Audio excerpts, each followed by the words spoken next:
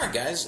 Today I would like to talk about evolution a little bit, because of course, a lot of times when you're talking to atheists, that's one of the biggest things that they try to talk about, like with Richard Dawkins and Christopher Hitchens.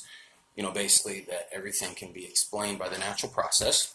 So the issue that we have here, of course, is according to the Bible. God formed man in his image. It says that he formed him of the dust of the ground, and he breathed into him the nostrils of the breath of life. So that's pretty descriptive, because you do have a group of Christians that advocate evolution as far as, explaining the diversity that you see in nature. But you still kind of run into that issue with the Bible. So just to kind of talk about that, because so far, the only evolution that we've actually observed, of course, is microevolution. And we've observed change over time. There's certain things that tend to change, like with the human eye. And humans didn't used to be able to drink milk, and now they can drink milk. But with that said, the biggest evidence that we have for macroevolution, which of course is what would have had to have occurred for evolution to be completely true, the biggest evidence that we have for that is microevolution.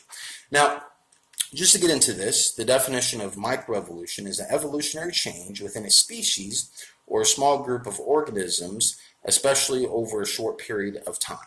So it's small changes that happen within the species themselves. Now, coming to macroevolution, the definition of macroevolution is a major evolutionary transition from one type of organism to another, occurring at the level of the species and higher taxa.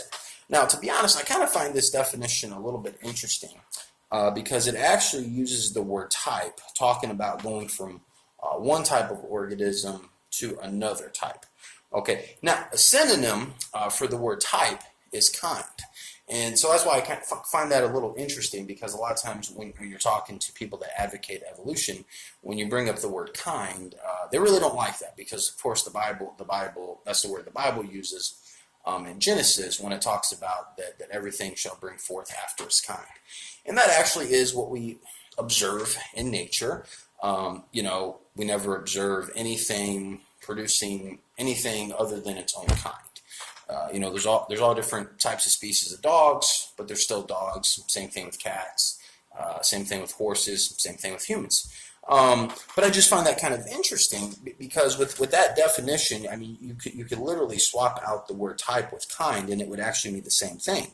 The definition of type is a particular kind, class, or group.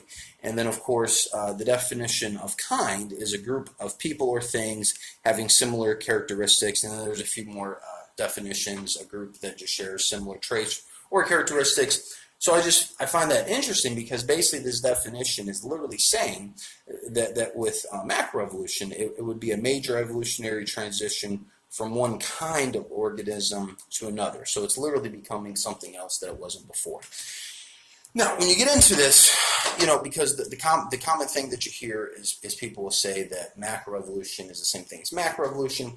It's just happening on a larger scale because it takes thousands or it takes millions of years. But the thing with that is we got to get the millions of years first, because again, no one's actually observed that, because we can't observe millions of years. So all we have is the theoretical aspect of that, and of course that is supposedly backed up with microevolution, because it's an assumption that, well, we see microevolution, so macroevolution would have had to have occurred. But you got to get the millions of years first, and the problem with that is that also is based on a lot of assumptions.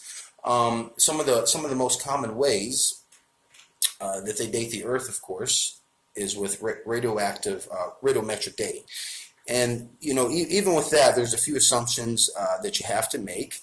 One of the assumptions is that the rate of decay is specific to a particular radioactive element. So that's one of the assumptions you have to make. One of the other assumptions is that the radioactive element will decay at a constant rate.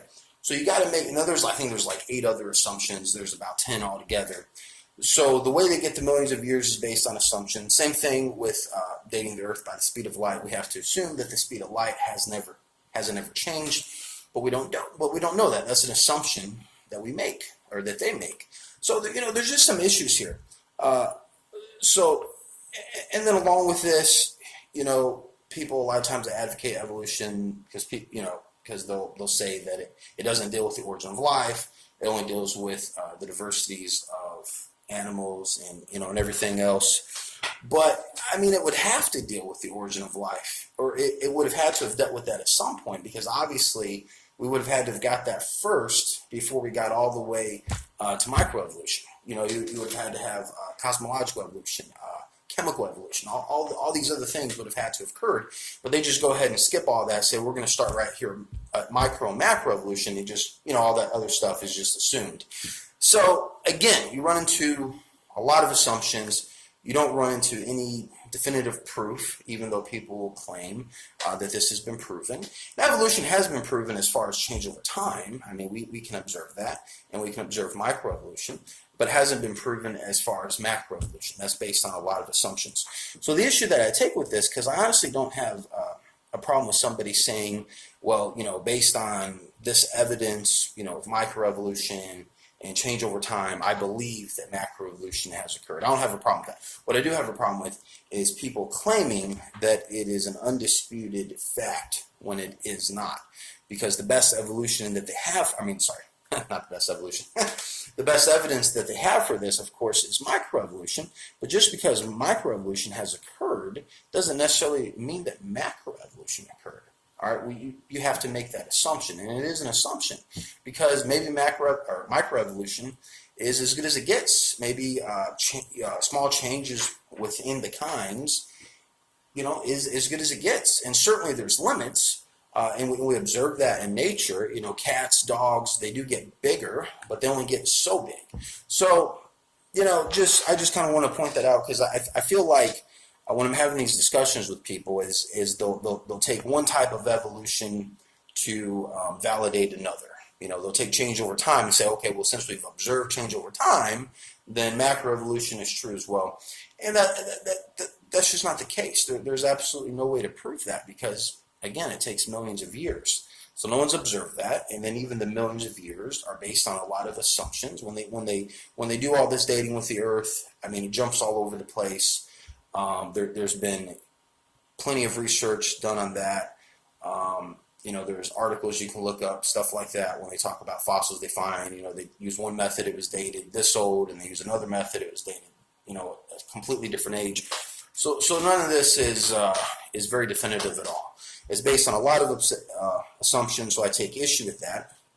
Now, the other thing I want to talk about here is mutations, because what I've been hearing lately is, one of the other big evidences for macroevolution is mutations, because of course, when it comes to the information, you got to ask: is new information actually being added? For instance, I can get a haircut and I can change the style, but it's still the same hair. Same thing with microevolution. There's small changes happening within the kind, but it's still the same kind of creature. It hasn't actually changed to another organism, which is what's required for macroevolution. So, excuse me, I just kind of wrote down these notes here. So let's just go through this, because the claim is that with the mutation, is that the information that was already there is still there. The new genetic information is being added. Okay. Now this is true, but not really in the way that they apply. Number one, mutations do change the information contained within a gene, but the changes induced by mutation damage are invariably damaging to the health and well-being of the creature suffering from them, because it's a medical fact that mutations cause cancers, in limb and organ malformations and failures, etc. Okay, so yes, the mutation is causing something to happen that didn't happen before, but it's not beneficial in any way. So, there's nothing really good being added to it. It's actually causing damage, which is why it's also said that mutations usually always degrade in information. So when a mutation occurs, a lot of times information is actually lost, not added. But then sometimes when something different does happen, it's actually damaging to the creature or the organism, whatever. So it's not really beneficial. So if that's the best evidence, or one of the best evidences for evolution as far as macroevolution goes, I don't think that's I don't think that's very good at all. So with that said, I'm going to go ahead and conclude this video, and I'm just pointing this out because, again, I don't have a problem if somebody wants to advocate macroevolution as far as the belief goes. That's perfectly fine. I believe that God created the earth, and I believe that he formed man of the dust of the ground, and man became a living soul. And I admit that that's a belief, so I don't have an issue with that. But what I don't like is when people say that macroevolution has been proved, it's a fact, when it actually isn't. The only thing that's really been proved is change over time. And I would say microevolution obviously has been proved. We can observe that. But that's about it. So with that said, I thank you guys for your time, and please feel free to like and subscribe. Thank you.